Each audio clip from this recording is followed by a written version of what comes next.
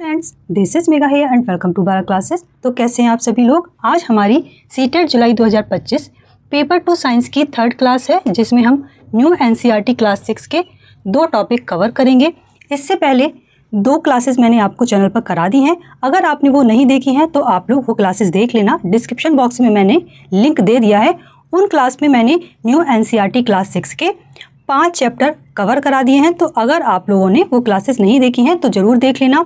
और जो सीटेट जुलाई 2025 एग्ज़ाम की तैयारी है साइंस की, वो मैं बिल्कुल बेसिक से करा रही हूँ, जिससे कि आपके सभी कॉन्सेप्ट क्लियर हो जाएं और आपकी सीटेट 2025 एग्ज़ाम की जो तैयारी है वो अच्छी हो जाए। और अगर आपको कोई भी चीज़ समझ में नहीं आ रही है, कोई आपका डाउट है, कोई आपका कन्फ्यूज़न है सीटेट जुलाई 2025 एग्ज़ाम से रिलेटेड, तो आप लोग कमेंट करके पूछ सकते हैं। अब हम देखेंगे कि आज की क्लास में हम कौन से टॉपिक समझने वाले हैं। चैप्टर 6 मटेरियल अराउंड अस, हमारे आसपास की सामग्रियाँ। Chapter 7 temperature and it's measurement, तापमान एवं उसका माप। तो ये 2 चैप्टर हम आज की क्लास में कवर करेंगे। आप लोग क्लासेस को पूरा एंड तक देखिएगा और इन सभी क्लासेस को आप लोग फॉलो करेंगे तो आपकी जो तैयारी है सीटेट 2025 पेपर 2 साइंस की, वो बहुत अच्छी हो जाएगी। अब हम क्लास को स्टार्ट करते हैं। तो पहले हम समझेंगे चैप्टर 6 मटेरियल अराउंड अस, हमारे आसपास की सामग्रियाँ।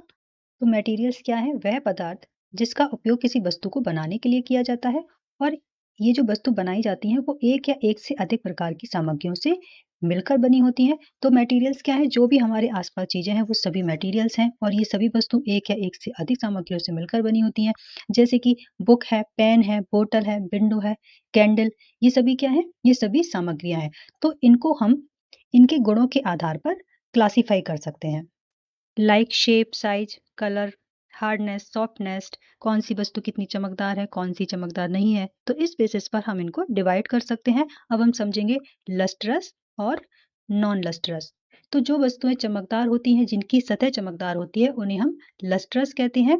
जैसे कि आमतौर पर ये धातुएं होती हैं, फॉर एग्जाम्पल लोहा, तांबा, जस्ता, एल्युमिनियम, सोना, सिल्वर, ये सभी धातुएं हैं और ये सभी चमकदार होती हैं। लेकिन इनकी चमक खो भी सकती है, हवा और नमी के प्रभाव के कारण ये फीकी भी पड़ जाती हैं या बिना चमक वाली दिखने लगती हैं। तो अक्सर हम इनकी सतह को जब काटते हैं, जब इनकी हम ताजी कटी हुई सतह देखते हैं ना, तो वो चमकदार दिखते हैं। इसी तरीके से नॉन लस्ट्रस क्या है? वे पदार्थ जो चमकदार नहीं होती है, जिनकी सतह चमकदार नहीं होती है, उन्हें हम नॉन लस्ट्रस कहते हैं। जैसे कि लकड़ी हो गया, कागज हो गया, रबर, जूट, ये सभी चीजें कैसी होती हैं? Non lustrous. नेक्स्ट समझते हैं transparent materials, opaque material and translucent material क्या है, ये समझेंगे। तो वे पदार्थ जिनके माध्यम से चीजों को स्पष्ट देखा जा सकता है, क्लियर देखा जा सकता है, उन्हें हम क्या कहते हैं? ट्रांसपेरेंट मटेरियल कहते हैं। जैसे कि ग्लास हो गया, वाटर हो गया, एयर हो गया, सेलोफेन पेपर हो गया, जो हम सेलो टेप यूज करते हैं ना किसी चीज को चिपकाने या लपेटने के लिए। और भी कई सारी एग्जाम्पल हो सकते हैं जिनके आर पार क्लियर देखा जा सकता है, वे सभी कैसे होते हैं? ट्रांसपेरेंट होते हैं। अब कई सारी ऐसी सामग्रियां होती हैं, ऐसे मटेरियल्स होते हैं जिनके आर पार या जिनके माध्यम से हम बिल्कुल भी नहीं देख सकते, तो उनको हम क्या कहते हैं? ओपेक कहते हैं। फॉर एग्जाम्पल वुड हो गया, कार्डबोर्ड हो गया, ठीक है, या जो भी धातुएं होती हैं वो भी अपारदर्शी पदार्थ के एग्जाम्पल हैं। अब हम समझेंगे ट्रांसल्यूसेंट। जिन सामग्री के माध्यम से वस्तु को देखा तो जा सकता है लेकिन स्पष्ट रूप से नहीं देखा जा सकता है, उनको हम क्या कहते हैं? पारभासी या ट्रांसल्यूसेंट कहते हैं। अब कई सारे मटेरियल ऐसे होते हैं जिनके माध्यम से वस्तु को देखा तो जा सकता है लेकिन क्लियर नहीं देख सकते कि क्या वस्तु है, तो वे क्या होते हैं? ट्रांसल्यूसेंट होते हैं या पारभासी पदार्थ होते हैं। जैसे कि फॉर एग्जाम्पल बटर पेपर हो गया, पोस्टेड ग्लास हो गया, ये सभी क्या है? ट्रांसल्यूसेंट के एग्जाम्पल हैं। इसी तरीके से जो पॉलीथीन है वो भी ट्रांसल्यूसेंट का एग्जाम्पल है। कुछ पॉलीथीन आपने ऐसी देखी होंगी जिनके आर पार क्लियर नहीं देखा जा सकता। अब यहाँ पर एक विंडो दी है, इसके थ्रू भी हम समझेंगे। अब इस पे 3 तरह का ग्लास लगा है। फर्स्ट है ट्रांसपेरेंट, जिसके आर पार हम चीजों को क्लियर देख सकते हैं। दूसरा है ट्रांसल्यूसेंट, जिसके आर पार हम चीजों को देख सकते हैं लेकिन क्लियर नहीं देख सकते। थर्ड है ओपेक, मतलब कि हम चीजों को बिल्कुल भी नहीं देख सकते कि बाहर क्या है। तो आई होप आप लोगों को ये कॉन्सेप्ट क्लियर हो गया होगा। नेक्स्ट समझते हैं सॉफ्ट एंड हार्ड मटेरियल। तो सॉफ्ट मटेरियल कौन से होते हैं? जिनको आसानी से दबाया या खरोचा जा सकता है, उनको हम क्या कहते हैं? Soft material. जैसे कि वूल हो गया, वैक्स हो गया, स्पॉन्ज हो गया, ये सभी कैसे मटेरियल है? Soft material. अब हार्ड मटेरियल कैसे होते हैं? वे पदार्थ जिनको आसानी से दबाया या खरोचा नहीं जा सकता, वे कठोर पदार्थ होते हैं। For example brick and would, यानी कि ईंट और लकड़ी, और मार्बल्स, और भी बहुत कुछ।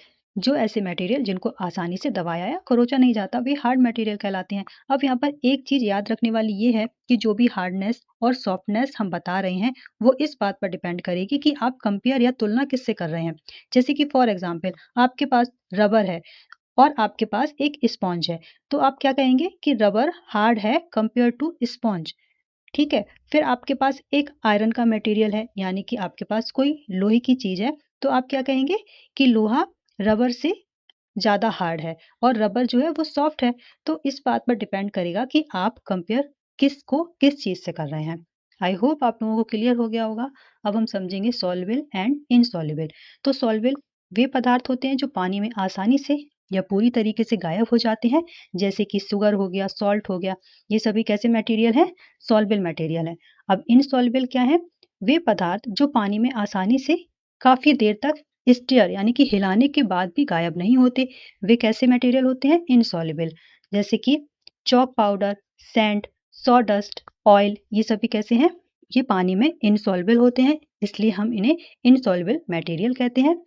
अब देखिए, ऑयल क्या है? लिक्विड है, फिर भी पानी में नहीं मिलता, बल्कि ऊपर की तरफ एक लेयर बना लेता है। और कुछ लिक्विड जैसे कि नींबू का रस, वो पानी में मिल जाता है। इसी तरीके से कुछ गैसेस ऐसी होती हैं जो पानी में सॉल्युबल होती हैं और कुछ इनसॉल्युबल होती हैं। तो फॉर एग्जाम्पल जो ऑक्सीजन गैस होती है वो पानी में घुल जाती है। इसीलिए जो पानी में रहने वाले जीव जंतु होते हैं ना, और जो प्लांट होते हैं, वो जीवित रह पाते हैं इसी वजह से, क्योंकि जो ऑक्सीजन है वो पानी में डिसॉल्व हो जाती है। अब नेक्स्ट हम समझेंगे हाउ हैवी और लाइट, कितना भारी या कितना हल्का कोई मटेरियल है, वो हम कैसे डिवाइड करेंगे। तो कौन सी चीज भारी है और कौन सी चीज हल्की है, ये हम उसके मास यानी कि द्रव्यमान के बेस पर मेजर करेंगे। और कोई चीज जो भारी है उसका द्रव्यमान अधिक होगा और जो हल्की है उसका द्रव्यमान कम होगा। और कभी कभी हम जो मास है ना उसको वेट से भी रिलेट कर लेते हैं। हम कहते हैं ना कि इस चीज का वेट कम है, इसका वेट ज्यादा है। हम ये नहीं बोलते कि इसका मास कम है या द्रव्यमान कम है, हम क्या बोलते हैं कि इसका वेट कम है, इसका वेट ज्यादा है। तो हम जो मास है उसको किससे रिलेट कर लेते हैं? वेट के साथ। अब हम समझेंगे स्पेस एंड वॉल्यूम। तो वॉल्यूम क्या है? किसी वस्तु द्वारा घेरा गया स्थान, उसका आयतन कहलाता है। फॉर एग्जाम्पल जब आप एक गिलास में पानी भरते हैं, तो जल द्वारा घेरा गया स्थान उसके आयतन को दर्शाता है। ठीक है। जैसे कि फॉर एग्जाम्पल 500 ml की कोई बोतल है, ठीक है, उसमें आप 500 ml लिक्विड भर सकते हैं, फिर चाहे वो पानी हो या दूध हो। तो जो आयतन या वॉल्यूम है वो तरल पदार्थ द्वारा घेरे गए स्थान को मापता है, ना कि उसके वजन को। क्योंकि हम सब जानते हैं कि जो मिल्क है वो ज्यादा भारी होगा वाटर से। तो यहाँ पर यही दिया हुआ है। आप सभी एक चीज याद रखेंगे कि जो वॉल्यूम हम नापते हैं वो हमेशा स्पेस से रिलेट करेंगे, कि किसी चीज में कितना स्पेस है उतना हम वॉल्यूम उसमें फिल कर सकते हैं। जैसे कि आपने नॉर्मल लैंग्वेज में भी हम लोग यूज करते हैं ना कि इस बोतल में स्पेस इतना नहीं है कि इसमें इतना पानी आ जाए। यानी कि अगर आप किसी जग का पानी किसी बोतल में डालते हैं, तो आप देखेंगे कि वो पूरा पानी बोतल में नहीं आएगा, क्योंकि जो जग है उसमें स्पेस ज्यादा है और जो बोतल है उसमें स्पेस कम है। तो जो वॉल्यूम है वो हमेशा किससे रिलेट होगा? स्पेस से रिलेट होगा। आई होप आप लोगों को ये कॉन्सेप्ट समझ में आ गया होगा। देखिए, आप लोगों को अगर क्लास अच्छी लग रही है तो लाइक करें और दोस्तों के साथ भी शेयर जरूर करें, जिससे कि ज़्यादा से ज़्यादा स्टूडेंट तक ये क्लास पहुंच सके। तो हमने यहाँ पर मटेरियल्स की कई सारी प्रॉपर्टी पढ़ी, जैसे कि lustre, non lustre, soft, heavy, ठीक है, लाइट, हार्ड। तो इस तरीके की हमने कई सारी मटेरियल्स की प्रॉपर्टी समझ ली। तो यहाँ पर एक क्वेश्चन बनता है कि क्या ऐसे कोई गुण हैं जो सभी पदार्थों में प्रदर्शित किए जा सकते हैं, यानी कि जो सभी पदार्थों में मौजूद हों? यदि हाँ तो वे क्या हैं? तो सभी पदार्थों में दो मुख्य गुण प्रेजेंट होते हैं, द्रव्यमान और आयतन। तो मास और वॉल्यूम ये दो ऐसी प्रॉपर्टी हैं जो हर मटेरियल में होती हैं। मास यानी कि इसको हम वेट से रिलेट करते हैं। तो जो भी ऑब्जेक्ट है, जो भी वस्तु है, जो भी चीजें हैं, उनका कोई ना कोई वजन तो होगा ही। इसी तरीके से वॉल्यूम जो हमने अभी समझा कि जो स्पेस घेरती हैं चीजें, तो कोई भी चीज हो वो स्पेस तो घेरेगी ना। थोड़ा घेरे, कम घेरे, ज़्यादा घेरे, लेकिन कुछ ना कुछ स्पेस ज़रूर घेरेगी। तो मास और वॉल्यूम दो ऐसी प्रॉपर्टीज़ हैं जो सभी मटेरियल में होती हैं।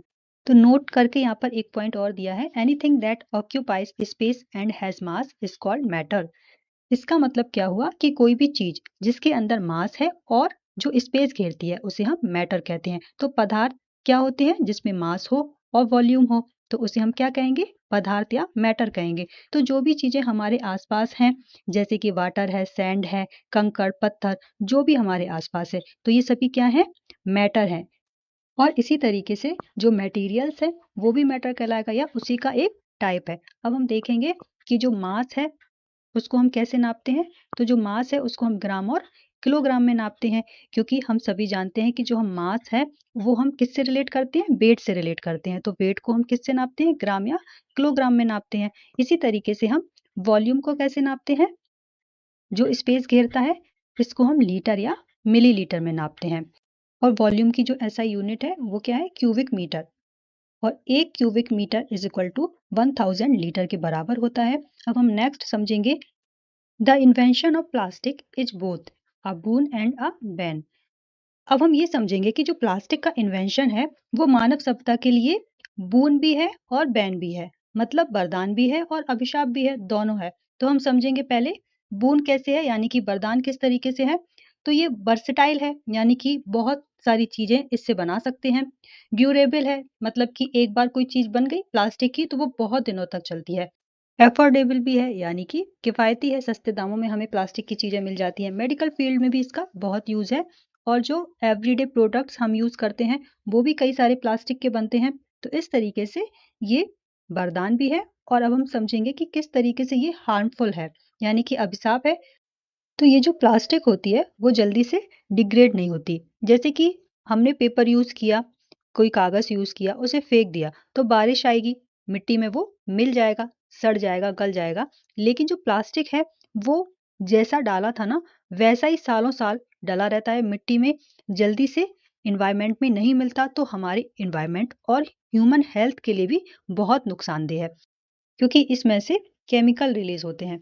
तो ये ह्यूमन हेल्थ के लिए और एनवायरनमेंट के लिए हार्मफुल होते हैं। इसीलिए हम बोलते हैं ना, किसी प्लास्टिक बोतल को ज़्यादा लंबे समय तक यूज़ नहीं करना चाहिए, क्योंकि वो हमारी हेल्थ पर बुरा असर डालते हैं।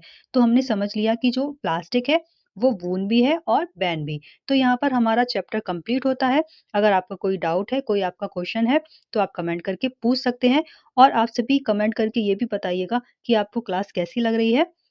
Next chapter is chapter number 7, temperature and it's measurement, तापमान एवं उसका माप। तो इसमें हम ये समझेंगे कि टेम्परेचर क्या है और उसको कैसे नापते हैं। उससे पहले हम ये समझेंगे हॉट और कोल्ड, गर्म और ठंडा क्या है।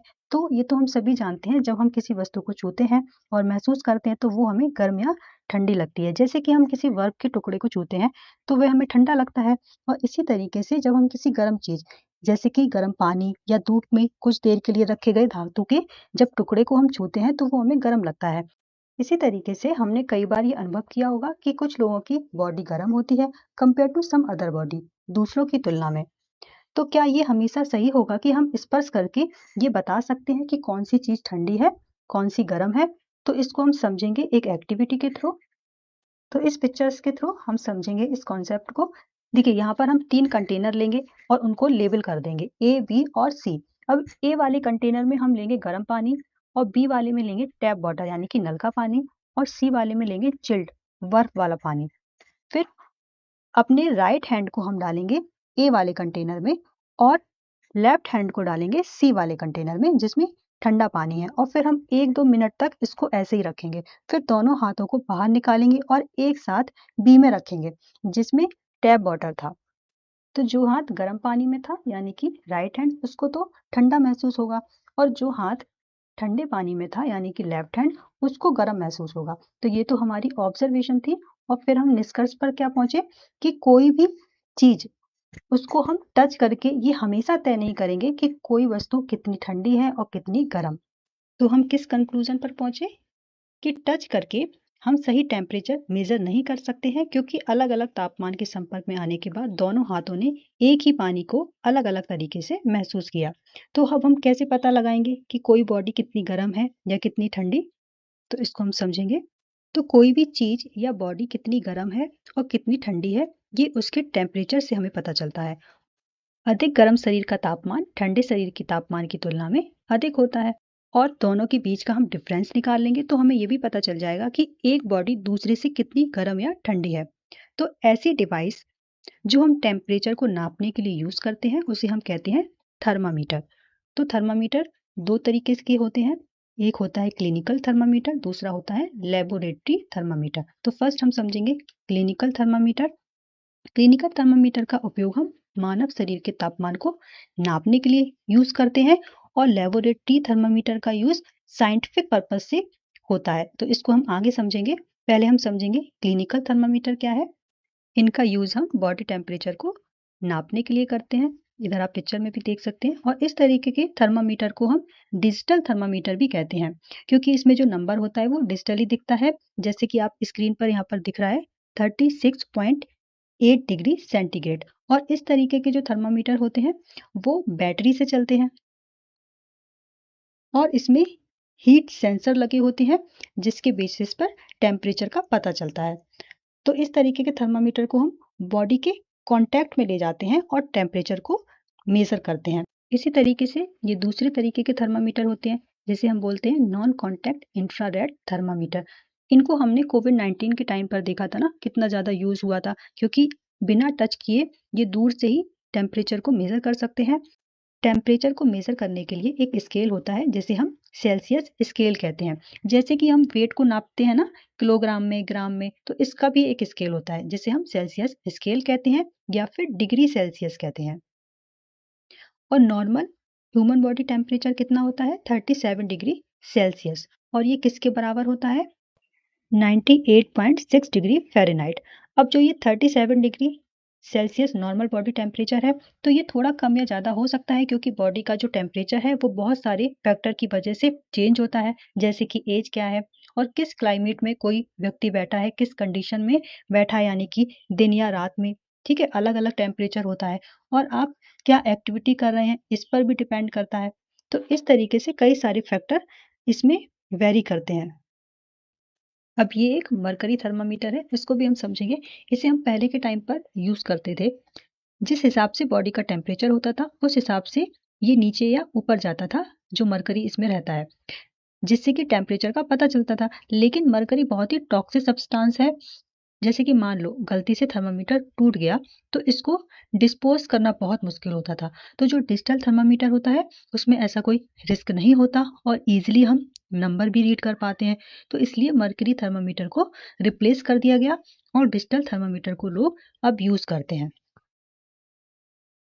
नेक्स्ट हम समझेंगे, अब मनुष्य का जो तापमान होता है, सामान्य तापमान, उसकी एक रेंज होती है।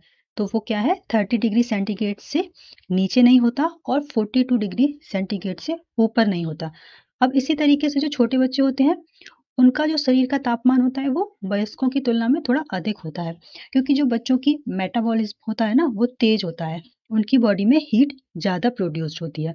इसी तरीके से जो बूढ़े लोग होते हैं उनकी बॉडी का टेम्परेचर लोअर होता है, यानी कि कम होता है, जो यंग एडल्ट होते हैं कंपेयर टू उनकी बॉडी से, क्योंकि जो बूढ़े लोग होते हैं उनकी बॉडी का मेटाबॉलिज्म स्लो होता है और हीट कम जनरेट होती है। अब हम समझेंगे लेबोरेटरी थर्मामीटर। तो इसका उपयोग वस्तुओं, हमारे आसपास की हवा और अन्य कई उद्देश्यों के तापमान को नापने के लिए किया जाता है। और जो लेबोरेटरी थर्मामीटर होते हैं वो कई तरीके के होते हैं जिनका प्रयोग चीज़ों को तापमान नापने के लिए किया जाता है। ये केल्विन, सेल्सियस और फ़ारेनहाइट पैमाने का यूज़ करके टेम्परेचर को नापते हैं। इस तरीके के थर्मामीटर लेबोरेटरी थर्मामीटर होते हैं, और इनके अंदर जो सब्सटेंस होता है जनरली कलर्ड अल्कोहल और मर्क्यूरी होता है। तो यहाँ पर एक क्वेश्चन बनता है, क्या किसी व्यक्ति के शरीर का तापमान मापने के लिए प्रयोगशाला थर्मामीटर का उपयोग किया जा सकता है? तो हमारा आंसर होगा नहीं। लेबोरेटरी थर्मामीटर का उपयोग शरीर का तापमान मापने के लिए नहीं किया जाता, क्योंकि सेफ्टी पर्पज से, यानी कि इसमें मरकरी या एल्कोहल है, तो अगर गलती से टूट गया तो हार्मफुल है। ठीक है, और ये फ्रेजाइल है, यानी कि कांच का बना है, ज्यादा हार्ड नहीं है। नो कंस्ट्रक्शन, यानी कि ये फ्लक्चुएट होते हैं। इनमें इनएक्यूरेसी हो सकती है बॉडी टेम्परेचर को नापने में, क्योंकि जो इनका कांटा होता है ना वो एक जगह पर नहीं रुकता। तो इन सभी रीजन की वजह से हम लेबोरेटरी थर्मामीटर का यूज नहीं करते हैं बॉडी टेम्परेचर को नापने के लिए।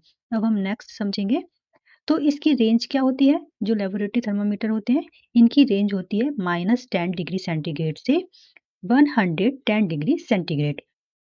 This indicates that the laboratory thermometer is suitable for measuring a wide range of temperature from below freezing to high heat. तो ये जो थर्मामीटर होते हैं ये कम से कम जहाँ तक बर्फ जम सकती है और गर्म से गर्म वाले टेम्परेचर को भी नाप सकते हैं। अब अगर हम लेबोरेटरी थर्मामीटर को इस तरीके से जूम करके देखते हैं तो दो मार्क आपको दिख रहे होंगे 10 और 20।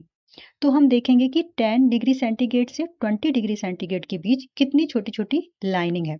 तो हम इन्हें काउंट करेंगे तो ये 10 छोटी छोटी लाइनिंग है। अगर आप 0 से 10 के बीच में देखेंगे या फिर 10 से 20 के बीच में देखेंगे तो इसमें सभी के बीच में 10 डिग्री का डिफरेंस होता है और ये जो छोटी छोटी लाइन होती हैं ये 1 डिग्री सेंटीग्रेड को दिखाती हैं। तो यहाँ पर यही लिखा है।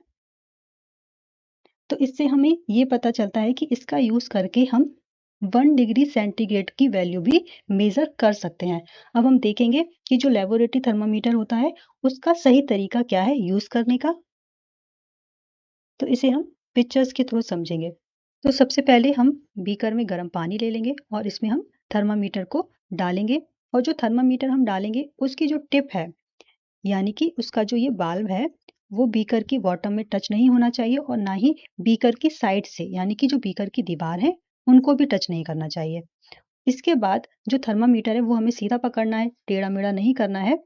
उसके बाद हमें ये देखना है कि इसमें जो मरकरी या एल्कोहल है वो कहाँ तक अप हो रहा है और उसी टाइम पे हमें रीडिंग नोट कर लेनी है और हमें अपनी आंखों को भी लाइन में यानी कि एक सीध में रखते हुए रीडिंग को नोट कर लेना है और हमें रीडिंग तभी नोट कर लेनी है जब थर्मामीटर पानी के अंदर है, क्योंकि रूम का टेम्परेचर तो कुछ और होगा तो ये जल्दी से डाउन चला जाएगा। इसलिए हमें रीडिंग को तभी नोट कर लेना है जब ये अप गया है और पानी के अंदर है। तो ये है सही तरीका। अब हम नेक्स्ट समझेंगे।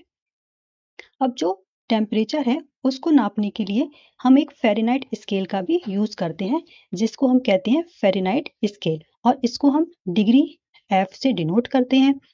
हमने पहले पढ़ा है कि जो नॉर्मल बॉडी टेम्परेचर होता है यानी कि ह्यूमन बॉडी का जो टेम्परेचर होता है 37 डिग्री सेंटीग्रेड ये इक्विवेलेंट होता है 98.6 डिग्री फ़ारेनहाइट के। अब जनरली इस स्केल का यूज साइंटिफिक स्टडी के लिए नहीं किया जाता है। इसके लिए एक और स्केल होता है जिसे हम केल्विन स्केल बोलते हैं और इसको हम के से डिनोट करते हैं। तो जो टेम्परेचर की ऐसा यूनिट है वो क्या है? केल्विन। आप सभी याद रखेंगे। तो अब ये हमने समझ लिया कि different scale to measure temperature, Kelvin, Celsius and Fahrenheit scale. Next देखेंगे। अब हम देखेंगे कि आइस कितने टेम्परेचर पर फ्रीज हो जाती है यानी कि जम जाती है और जो बॉइलिंग वाटर है उसका क्या टेम्परेचर होता है। तो हम सभी जानते हैं कि 0 डिग्री सेंटीग्रेड पर जो आइस है वो जम जाती है और जो बॉइलिंग वाटर का टेम्परेचर है वो 100 डिग्री सेंटीग्रेड पर पानी उबल जाता है। Boiling water, the temperature stay constant because energy is used to turn water into vapor, not to rise the temperature. मतलब कि जो पानी एक बार उबल गया तो ऐसा नहीं है कि उबलता रहेगा तो उसका टेम्परेचर बढ़ जाएगा। ऐसा नहीं है, वो कांस्टेंट हो जाएगा। आपने देखा होगा कि पानी उबलते उबलते भाप बन के कम होने लगता है। तो यहाँ पर यही बताया है कि जो पानी है वो बॉयल होने के बाद उसकी जो एनर्जी है वो पानी को वाष्प में बदलने के लिए यूज हो रही है, ना कि टेम्परेचर को बढ़ाने के लिए। इसी तरीके से यहाँ पर दिया गया है कि जो बर्फ है 0 डिग्री सेंटीग्रेड पर बर्फ जम गई, उसके बाद उसकी एनर्जी जो है वो बर्फ को मेल्ट करने में यूज हो रही है, ना कि उसके टेम्परेचर को बढ़ाने में। तो ये इंपॉर्टेंट है, ये आप याद रखना। इसी तरीके से जो साइंटिस्ट हैं उन्होंने ये पता किया कि जो टेम्परेचर को नापने की कोई भी हायर लिमिट नहीं है। जो भी हायर लिमिट ज्ञात है वो कितनी है? 10 मिलियन डिग्री सेंटीग्रेड और जो कि है कोर ऑफ द सन।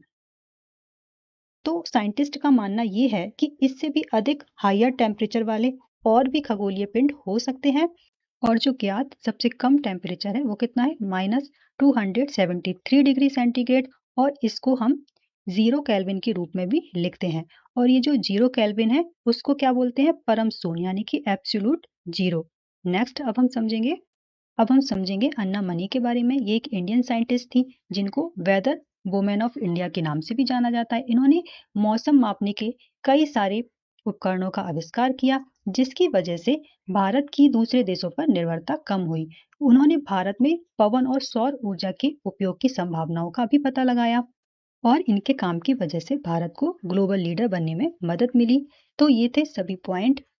तो यहाँ पर हमारे दोनों चैप्टर कंप्लीट होते हैं। अब अगर आपका कोई डाउट है, कोई कंफ्यूजन है, कोई पॉइंट आपको समझ में नहीं आया है, तो आप लोग कमेंट करके पूछ सकते हैं। और आप लोग क्लास को लाइक ज़रूर कर दिया करिए और दोस्तों के साथ शेयर जरूर करना।